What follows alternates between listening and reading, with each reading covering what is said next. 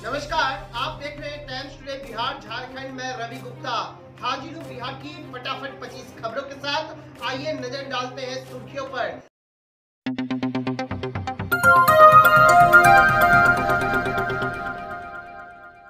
बिहार में जुर्माना देकर छूट रहे हैं शराब पीने वाले।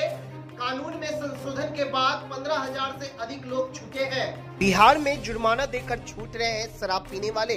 कानून में बदलाव के बाद 15,000 शराबी छूटे हैं। एक रिकॉर्ड के अनुसार आपको हम बड़ी अपडेट दे रहे हैं। बिहार के मुख्यमंत्री नीतीश कुमार का राज्य में शराबबंदी को लेकर बड़े सख्त रहे हैं। शराबबंदी लागू करने के बाद नीतीश कुमार के एजेंडे में सबसे ऊपर यही कानून रहा है।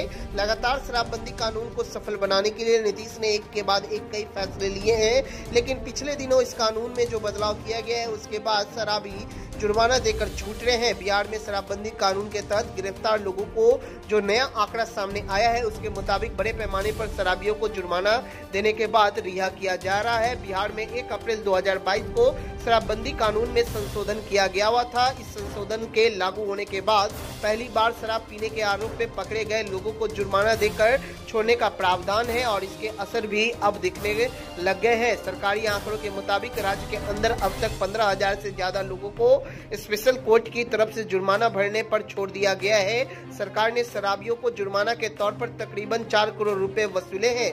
कानून में बदलाव होने के बाद जुर्माना पर छूटने वाले लोगों की कुल संख्या 13,391 रही है, जबकि ऐसे लोग 1,298 लोगों को जुर्माना देकर छूटने के बाद जो कानून में बदलाव होने के आंकड़े गए थे। हालांकि शराब पीने के मामले में पहली बार पकड़े जाने पर 774 ऐसे आरोपी जो जुर्माना नहीं दे पाए हैं उन्हें 1 महीने की सजा काटनी पड़ रही है। पूर्वांचल एक्सप्रेस यूपी में हुए सड़क हादसे में सीएम नीतीश ने जताई शोक। पीड़ित परिवारों को मिलेगा 2-2 लाख रुपए का अनुदान राशि। पूर्वांचल एक्सप्रेस हादसे पर सीएम नीतीश ने दुख जताया है।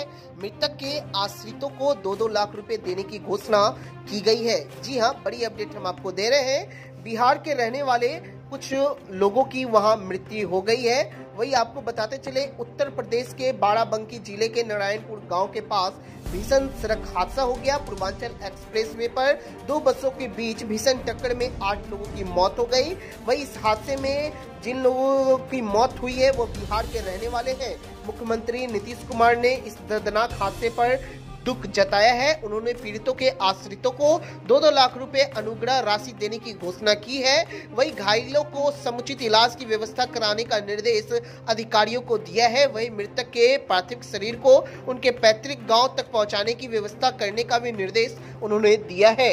नेता प्रतिपक्ष बिहार तेजस्वी यादव का एक वीडियो सोशल मीडिया पर वायरल हो रहा है, जहां वो अपने पापा लालू यादव का जीप खींचते नजर आ रहे हैं। नेता प्रतिपक्ष तेजस्वी यादव का बाहुबली अवतार देखने को मिल रहा है, जहां अपने पापा लालू यादव की जीप खींचते नजर आ रहे हैं। नेता प्रतिपक्ष तेजस्वी यादव और प्रधानमंत्री नरेंद्र मोदी के बीच पिछले दिनों विधानसभा में एक कार्यक्रम में मंच पर जो बातचीत हुई उसकी चर्चा सोशल मीडिया पर खूब देखने को मिल रही थी।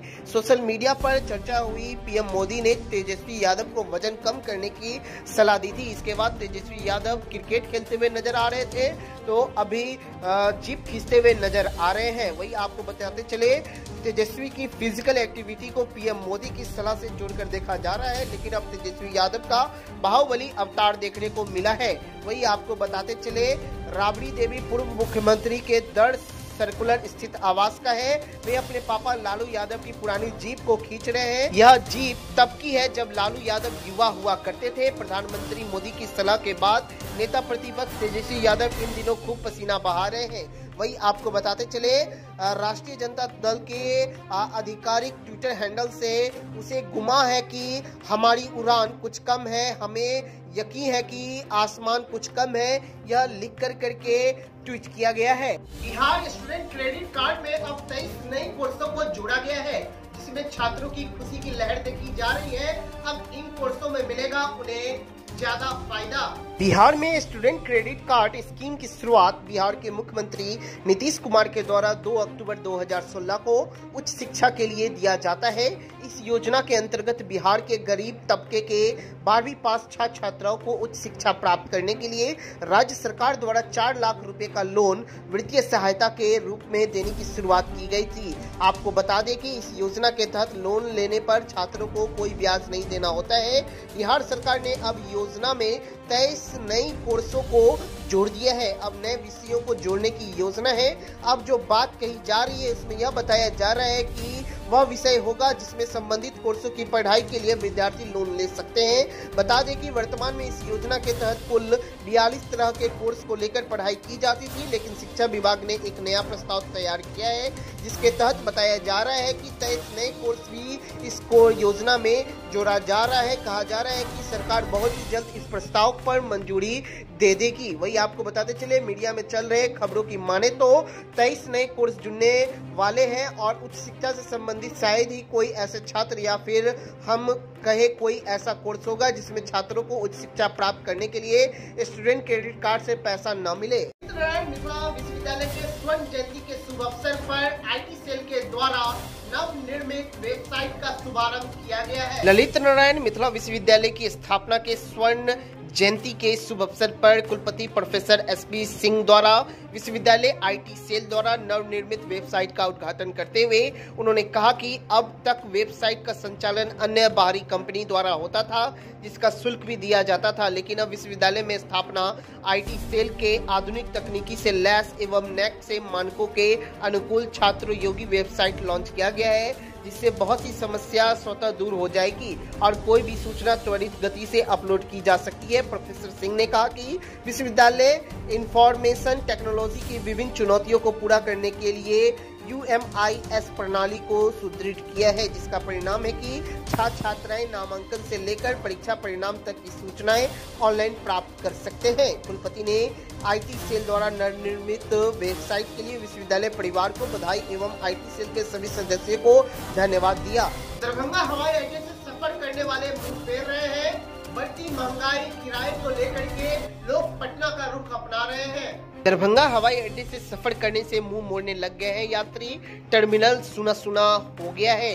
दरभंगा हवाई अड्डे से आवागमन करने से लोग मुंह मोड़ने लग गए हैं। यात्रियों की संख्या में भारी गिरावट व फ्लाइटों की संख्या में कमी आई है। वही आपको बताते चले, पिछले एक सप्ताह में काफी संख्या में यात्रियों की आवाजाही में गिरावट आई है। पहले इससे समानांतर फ्लाइट की संख्या 16 व यात्रियों की संख्या में 2000 से अधिक रहती थी। यात्रियों की काफी संख्या के कारण सिविल एन्क्लेव पर भीड़ लगी रहती थी। बैठने तक के लिए लोगों को जगह नहीं मिलती थी, लेकिन अब नजारा बदल गया है। टर्मिनल सुना सुना लग गया है। कारण यह भी बताया जा रहा है कि लोग अब पटना का चुनाव कर रहे हैं, क्योंकि पटना से फ्लाइटों की जो कीमत है वो बहुत ही कम है और दरभंगा एयरपोर्ट से फ्लाइटों की कीमत बहुत ही ज्यादा हो गई है, जिससे यात्रियों को काफी परेशानी भी हो रही है और लोग पटना का रुख अपना रहे हैं। 27 जुलाई को DMCH ऑडिटोरियम एवं 29 जुलाई को ललित नारायण मिथिला विश्वविद्यालय के जुबली हॉल में होगा लघु फिल्म प्रदर्शनी। मुख्य सचिव बिहार से प्राप्त दिशा निर्देश के आलोक में संपूर्ण बिहार में 25 से 30 जुलाई 2022 की अवधि में आजादी का अमृत महोत्सव के तहत उज्जवल भारत उज्जवल भविष्य पावर 2047 के उपलक्ष्य में विद्युत विभाग की उपलब्धियों पर आधारित लघु फिल्मों का प्रदर्शन किया जाना है। इसी कड़ी में दरभंगा में भी जिला पदाधिकारी राजीव रोशन के दिशा निर्देश में दिनांक 27 जुलाई 2022 को DMCH दरभंगा के ऑडिटोरियम एवं 29 जुलाई 2022 को ललित नारायण मिथिला विश्वविद्यालय के जुबली हॉल में लघु फिल्मों को प्रदर्शित किया जाएगा।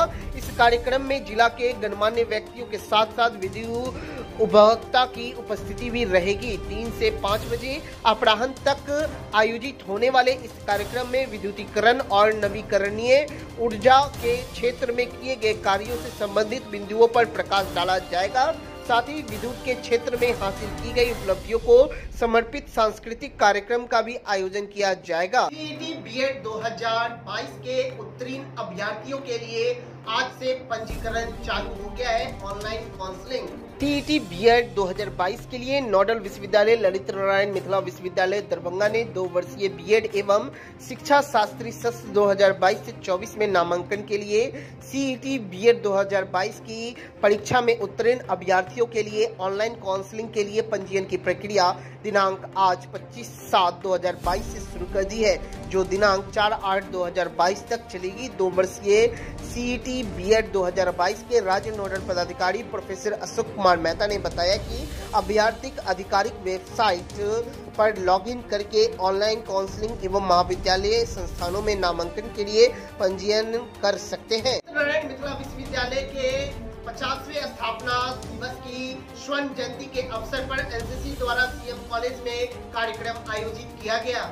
कारगिल युद्ध के दौरान भारत में देश प्रेम की भावनाएं उमड़ी और 60 दिनों में ही भारतीय सेना ने पाक पर गौरवपूर्ण विजय पाई। डॉक्टर चौरसिया विश्वविद्यालय स्थापना दिवस की स्वर्ण जयंती के अवसर पर सीएम कॉलेज दरभंगा के कर्पूरी ललित भवन में 8 बिहार एनसीसी बटालियन दरभंगा के तत्वाधान में कारगिल विजय दिवस की पूर्व संध्या पर वृत्त कार्यक्रम का आयोजन किया गया, जिसमें मुख्य अतिथि के रूप में प्रधानाचार्य डॉक्टर अनिल कुमार मंडल, मुख्य वक्ता के रूप में संस्कृत विभाग अध्यक्ष डॉक्टर आर.एन. चौरसिया, विशेष प्रवेशक के रूप में 8 एनसीसी बटालियन दरभंगा के CTO lieutenant R K. Reddy, NCC पदाधिकारी doctor Shailendra Srivastava, senior cadet Ambika Rashmi आदि ने संबोधित किया। वही आपको बताते चले अमरजीत कुमार सहित विभिन्न महाविद्यालयों के 100 से अधिक एनसीसी कैडेट उपस्थित थे। इस अवसर पर कैडेटों ने राष्ट्रभक्त गीत गाकर एवं सैनिकों के सम्मान में नाटक सहित अनेकों कार्यक्रम प्रस्तुत किए। रिजल्ट व मार्कशीट के सवाल पर शुरू होगा घेरा डालो डेरा डालो आंदोलन। ललित नारायण मिथिला विश्वविद्यालय में आइसा छात्र संगठन करेगा। ऑल इंडिया स्टूडेंट एसोसिएशन आइसा जिला कमेटी की बैठक सोमवार को मिर्जापुर स्थित आइसा जिला कार्यालय में आयोजित की गई। बैठक की अध्यक्षता आइसा नेता राजू कर ने किया। बैठक में संगठन की मजबूती, सदस्यता अभियान, विश्वविद्यालय प्रशासन के खिलाफ आंदोलनात्मक पहली कदमी, अन्य मुद्दों पर विचार विमर्श किया गया। बैठक को संबोधित करते हुए आइसा के जिला अध्यक्ष प्रिंस राज ने कहा कि भाजपा जदयू के राज में शिक्षा व्यवस्था चौपट हो गया है। उच्च शिक्षा को बर्बाद करने की साजिश रची जा रही है। आज पूरे बिहार के विश्वविद्यालय भ्रष्टाचार के हवाले हो गए हैं। मिथिला विश्वविद्यालय के कुलपति और कुल सचिव की मनमानी चरम सीमा पर है। आज विश्वविद्यालय के अंदर अराजकता का माहौल है। किसी भी अधिकारी को किसी काम के प्रति कोई तत्परता नहीं है। विश्वविद्यालय में छोटे छोटे सवाल पर हल करने में प्रशासन विफल है। एक ही लोगों को कई विभाग का पदभार देकर छात्र छात्राओं के काम काज को ठप कर दिया गया है। उन्होंने कहा कि उच्च शिक्षा को बर्बाद खिलाफ के करने के कारण एक बड़ा जन आंदोलन तैयार करने की रूपरेखा बनाई गई है। वही आपको बताते चले विश्वविद्यालय प्रशासन के निष्क्रियता के चलते लाखों छात्रों का भविष्य अंधकार में है। रिजल्ट व मार्कशीट के सवाल पर शुरू होगा घेरा डालो आंदोलन। Indian Academy of Pediatrics Darbhanga branch के द्वारा डीएमसीएच शिशु विभाग में मरीजों के बीच ओआरएस का पैकेट बांटा गया। ओआरएस है रामबाण doctor Salim Ahmad. Indian Academy of Pediatrics Darbhanga branch के द्वारा डीएमसीएच के शिशु विभाग के वार्ड में मरीजों के बीच ओआरएस के पैकेट बांट करके ओआरएस सप्ताह का आगाज किया गया। आईवीपी के अध्यक्ष डॉक्टर अशोक कुमार, सचिव डॉक्टर सलीम अहमद, डीएमसी के प्राचार्य सह शिशु रोग विभाग अध्यक्ष डॉक्टर के मिश्रा एवं सामुदायिक कार्यक्रम के प्रभारी डॉक्टर कामोद झा के नेतृत्व में आईएपी के सदस्यों ने परिजनों से मिलकर उन्हें ओआरएस का महत्व और बनाने का तरीका समझाया। डॉक्टर के मिश्रा ने कहा कि हमें दस्त से होने वाले मृत्यु को शून्य तक ले जाना है। इसमें शुद्ध भोजन और पानी का उपयोग, हाथों को बार बार सही से धोना, बाजार और खुले में रखे गंदी चीजों का बहिष्कार करने के साथ ओआरएस का महत्वपूर्ण योगदान है। युवराज प्रवीण फाउंडेशन के द्वारा निःशुल्क दांत एवं मुंह रोग जांच का शिविर का आयोजन किया गया। निःशुल्क दंत एवं मुंह रोग जांच शिविर का आयोजन युवराज प्रवीण फाउंडेशन के द्वारा दरभंगा जिला के कीरतपुर प्रखंड अंतर्गत तिररी चौक पर जिला के जाने माने डेंटिस्ट डॉक्टर राजीव रंजन के नेतृत्व में निःशुल्क दंत एवं मुंह रोग जांच शिविर का आयोजन किया गया। जांच शिविर में सैकड़ों लोगों का दंत एवं मुंह संबंधित रोगों का इलाज युवराज प्रवीण फाउंडेशन के द्वारा इलाज मुफ्त में किया गया। मौके पर उपस्थित युवराज प्रवीण फाउंडेशन के संस्थापक प्रवीण कुमार ने बताया कि हम लोगों ने फोन दर्शन के द्वारा पंचायत स्तर पर जांच शिविर की जागरूकता अभियान लगाने का काम करेंगे और हम लोगों का मुख्य मकसद यही है कि अधिक से अधिक लोगों को मदद पहुंचाया जा सके ताकि लोगों में एक राहत हो सके और उन्हें अच्छा इलाज मिल सके और अच्छा इलाज कराने में सक्षम नहीं है वैसे लोगों को ट्रस्ट चिन्हित करके मदद पहुंचाएगी। मानव अस्तित्व के लिए पेड़ जीवन दायनी धरोहर है हमारा एबीवीपी बिरौल। अखिल भारतीय विद्यार्थी परिषद बिरौल इकाई द्वारा जेके कॉलेज बिरौल परिसर में पौधारोपण किया गया। इस दौरान कई छायादार और फलदार पौधे रोपे गए। कार्यक्रम में उपस्थित जिला एसएफडी प्रमुख राघव आचार्य ने कहा कि विद्यार्थी परिषद द्वारा पूरे भारत में 1 करोड़ पौधारोपण का लक्ष्य है। मानव अस्तित्व के लिए पेड़ जीवन दायनी धरोहर है। विकास के साथ साथ पर्यावरण का संरक्षण ही हमारी प्राथमिकताओं का अहम बिंदु होनी चाहिए। प्रदेश कार्यकारिणी सदस्य मिश्र लाल ने बताया कि पर्यावरण की चिंता करना आज की समय की मांग है। पौधा लगाने से हमारा पर्यावरण संतुलन रहेगा जिससे हमें भरपूर मात्रा में ऑक्सीजन की प्राप्ति होगी। बिहार के मधेपुरा में कार और बाइक की टक्कर में 2 कांवड़ियों की मौत। मधेपुरा से सड़क दुर्घटना की खबर आ रही है सामने, जहां उदा किशनपुर मुरलीगंज पथ पर बाइक और कार की आमने सामने टक्कर हो गई। इस घटना में 2 कांवड़ियों की मौत होने की सूचना आ रही है। परिजनों का रो रो कर बुरा हाल है। सूचना मिलते ही पुलिस मौके पर पहुंचकर मामले की जांच में जुट गई। बताया जा रहा है कि सदर प्रखंड अंतर्गत भराही मानिकपुर के अतहार निवासी संजीत ऋषि देव और चुन्ना ऋषि देव पल्सर बाइक पर सवार होकर रविवार की शाम भागलपुर के महादेवपुर घाट की ओर जा रहे थे। इसी जगह से जल लेकर के वे दोनों सोमवार को सिंहेश्वर स्थान पहुंचने वाले थे। इसे लेकर के ही पहले उदा किशनगंज थाना क्षेत्र में एसएच पर बोध नारायण कॉलेज के समीप विपरीत दिशा से आ रही एक कार की बाइक से टक्कर हो गई।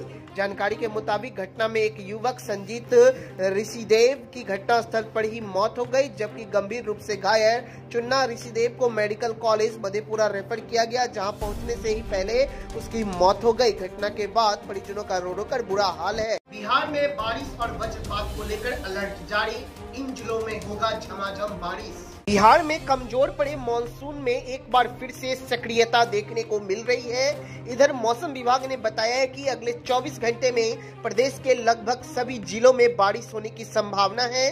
साथ ही साथ विभाग ने यह भी कहा है कि प्रदेश के कई जिले ऐसे भी हैं जहां पर हल्की सी मूसलाधार बारिश होने की संभावना है। साथ ही विभाग ने वज्रपात को लेकर के भी अलर्ट जारी कर दिया है। विभाग ने यह भी कहा है कि राजधानी पटना में तेज हवा का प्रवाह देखने को मिल रहा है, जिसके कारण आसमान में बादल एक जगह पर ठहर नहीं रहा है। यही कारण है कि प्रदेश में मानसून इतनी जल्दी सक्रिय नहीं हो पा रही है।